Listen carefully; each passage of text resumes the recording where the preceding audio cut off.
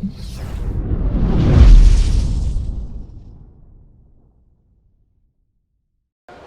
I'm here at the Miami Boat Show with Ben Koppenheifer. Ben Koppenheifer. How are you doing, sir? Good, how are you? Good to see you. Half of Ben Koppenheifer. Yeah. The other half is back in Fort Lauderdale. Fort Lauderdale. This is you, right? Yeah. This is part of you. That's right, yep. What's SPOTZERO, reverse osmosis, yep. So the other side of your business is? Elite Marine Air Conditioning and Southern Marine Supply, all in Fort Lauderdale. That's right. So SPOTZERO is basically what? SPOTZERO focuses on water purification systems for the marine leisure industry. So we do traditional desalination systems or water makers.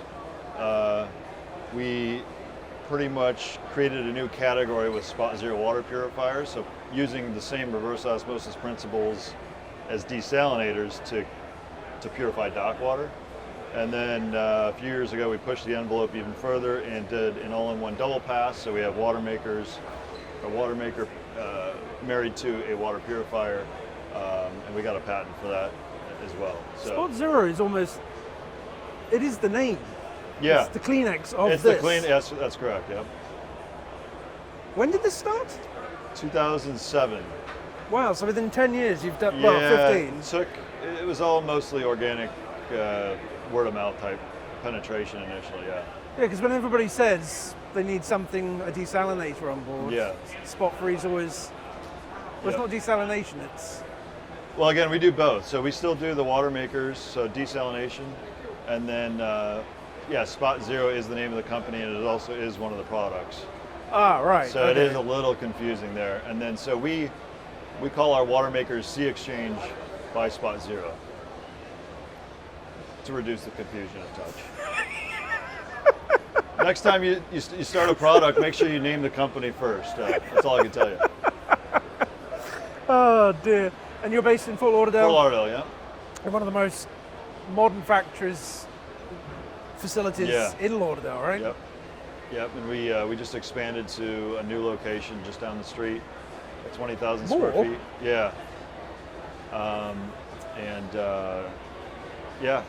So keep growing, and we just ordered a new 4-axis mill. We're going to start doing our own machine work for our new product here. So yeah. Bloody hell. Cool. All right, which product should we look at first? We can take a look at the water makers. Okay, let's pop over here. So yeah.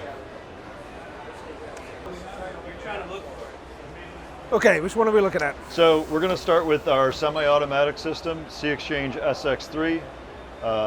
Semi-automatic because the user will still do a little bit of adjustment. And then once the adjustment for the pressure has been made to get to the rated flow production, they can pretty much walk away. They can turn it off remotely. System will automatically flush itself when the system's not running to keep the water from becoming stagnant inside of it. And yeah, easy to use, simple operation. It's so small. Yeah. So how much? So yeah, this series here will do anywhere from 600 gallons a day up to 2,200 gallons a day. So same core base unit, just going to be more membranes to get to the higher capacity. Oh, okay. Yeah, we're not currently showing the membranes. There's some examples over there, but yeah. Oh, okay. We can just stack the membranes right here on the back. Huh. And then we have our fully automated system over here. Oh, so this doesn't have an adjustment. Right. So this will be press the button and walk away. It does all the adjustments for you. In fact, you can even set it to make a certain prescribed volume of water or run for a certain amount of time and it'll shut itself off. So this is for the user that doesn't really want to go into the engine room when they're underway. Very popular in sport fishing boats because engine rooms, they're often running in rough seas. Engine rooms are a little bit tighter, and the captain can control it from the bridge while he's driving the boat. Or the mate can focus on rigging baits when. And the maintenance on this is what? Similar. So pre-filters, which is just going to remove sediment from the seawater, and then that's going to vary depending on how many suspended solids are in the feed water. So if you're cruising in blue water, they're going to last longer. If you're in the ICW and it's churned up and muddy and windy that day, it might not last quite as long. And the basic principle is what? Just filters, filters, filters? Well, we're technically only filtering the water on the way in, and then we're using reverse osmosis membranes to extract water, if you will. So filtration is more like a dead end, where it's just grabbing things that are floating in the water, whereas reverse osmosis is removing things that are dissolved in the water. So think if you took a glass of water and you poured salt and pepper in it, and you shook it up. Yep. You could get the pepper out with a coffee filter, but the salt would not come out because it's now been dissolved in the water. So that's when you would need reverse osmosis, distillation, something like that. Reverse osmosis for yachts is the most practical way to remove. Do you add salt and stuff back in? No. We do have a pH neutralizer, which adds, I guess, a little bit of calcium carbonate, but it's not Otherwise, much at it all. tastes good. Yeah. Coming out. Yeah. Okay. Yeah. Who does your engineering? Because everything you have is so well. Yeah. So we have made. a great team of engineers. We've got 4 engineers in house. They're all into boating. They all fish on boats. They do recreational boating. So they know the importance of ease of maintenance. They know the importance of serviceability. In fact, one of our head engineer, his father's a sport fish captain that has one of our products, so he can see it firsthand and get feedback. It's so true. way. There are so many products in the marine industry designed by people who have never stepped foot on a boat. Yep. So these are really, Yep. yeah, by boaters for boaters. Yeah, that's correct. Yep. All right, what have we got on this side? This side's all of our water purification systems. Filter, okay. Okay. Looks very similar to the other one. Okay. You're right, it does. Because So- it's also reverse osmosis, but this is for dock water, and This is stuff coming out of the the hose spigot. Yep. pedestal. Pedestal. Yeah. Right, That's right. okay. Fresh water from a hose is technically drinkable according to the EPA, but it does have all Flint. kinds of other things in it. But Flint, Michigan, that's all we need to say. Yeah, Flint, Michigan, Always correct, filter yeah. your water. So our primary reason for doing reverse osmosis isn't drinking, though, it's to wash the boats down. So even fresh water coming out of our spigot into our homes, et cetera, into our docks, has dissolved solids in the water, like I told you before. Dissolved solids are difficult to get out of the water. You cannot use a filter to get dissolved solids out of the water. You have to use a different technology like reverse osmosis or distillation. So that's what we do here is we take the feed water, let's say, in Fort Lauderdale, 200 parts per million.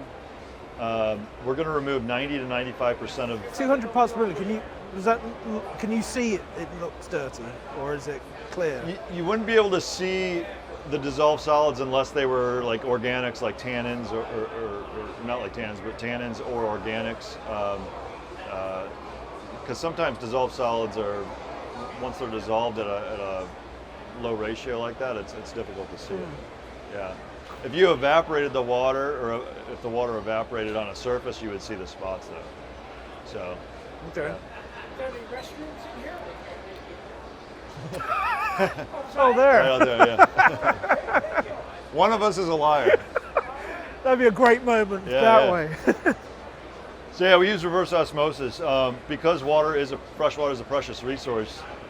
We recover as much percentage of that water as we can. So reverse osmosis is cross flow.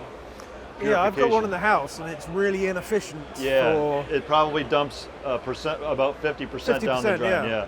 A So water bill, we're trying to recover about 70 to 90% of the water that goes into the system. So by the time we're discarding the water, it's no longer good water. So yeah. And so this single-handedly saves hours. Many hours, yeah. The bigger the boat, the more hours you save. And is it also like reducing crew, or is it just making their life easier? Yeah, the larger boats, I'd say at 40 meters and above, you probably could start thinking about eliminating a crew member. Not saying we're trying to create unemployment, but yeah, it does get to the point where there might be one less deckhand needed on the boat. Also, the impact on plastic bottle reduction. Think about a crew of 10 or 20 or 30 drinking bottled water all day long. Where now they can just... That should be plastic bottles should just be eliminated on boats, correct. regardless. Yeah. So, because you can have...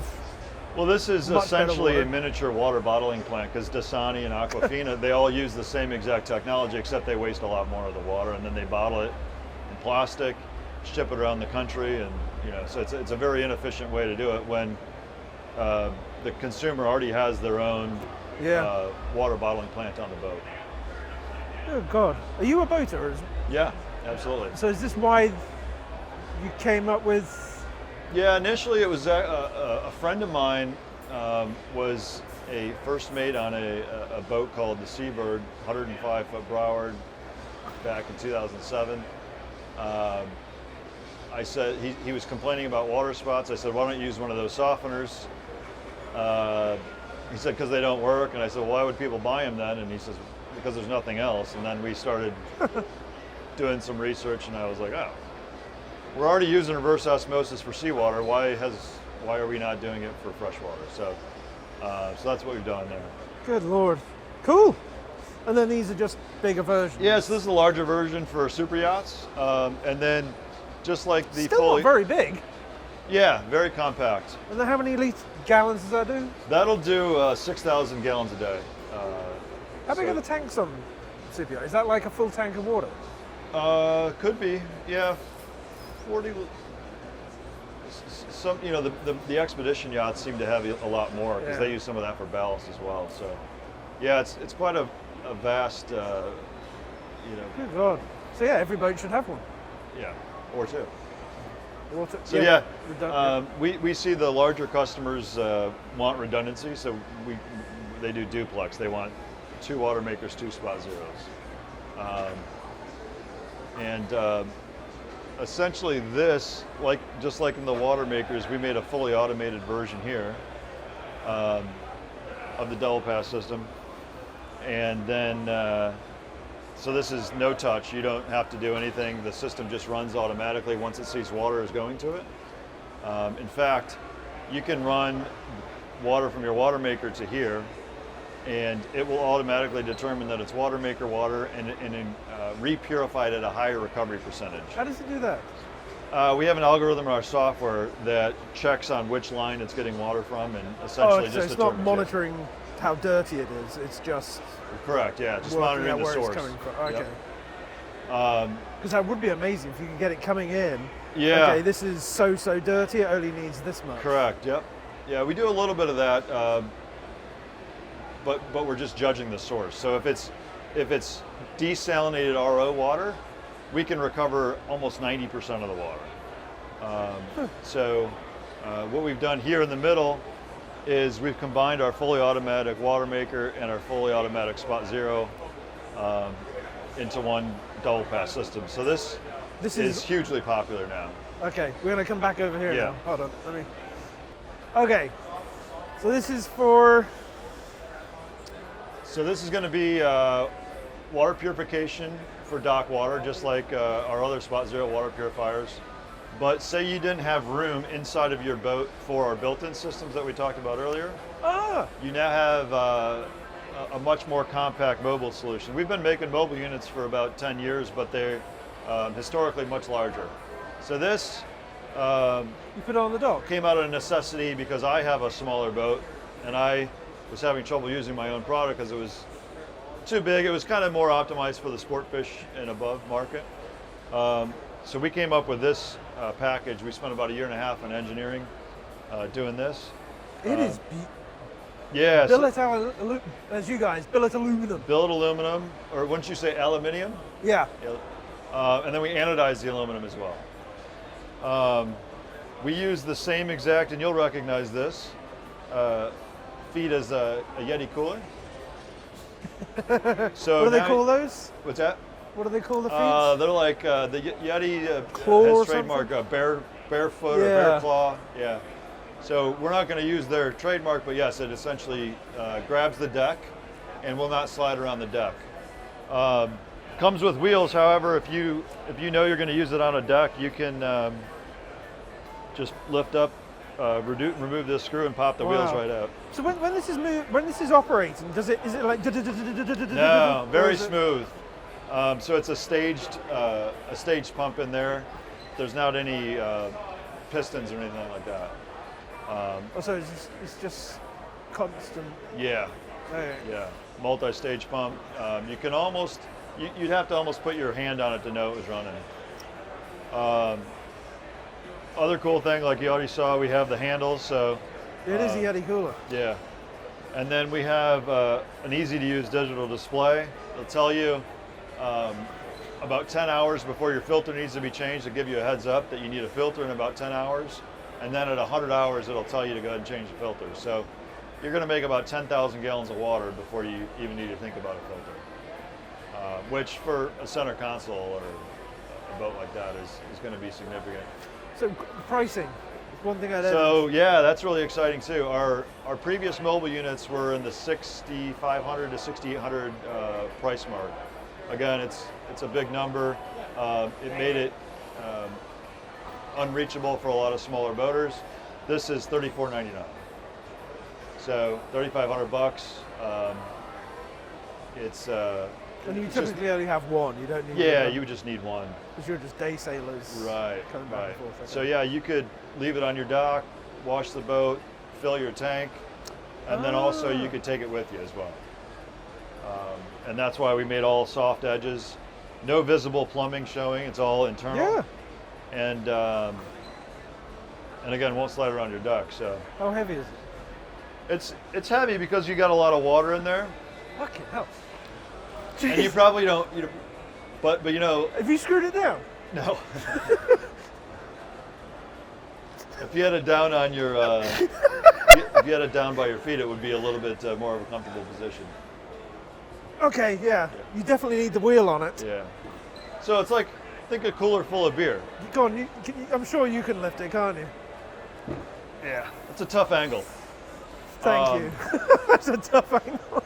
Like I was saying, it's like a cooler full of beer. It's heavy, but it's worth it, right? So Exactly. yeah, we would recommend, maybe a 2-person lift to get it on and off a boat. But yeah, you could leave it. And that's parked got at your water dock. running through it now. That's it why dry? part of the reason it's heavy. It's all water membranes. There's a pump in there, Oh, a filter okay. in there. Yeah.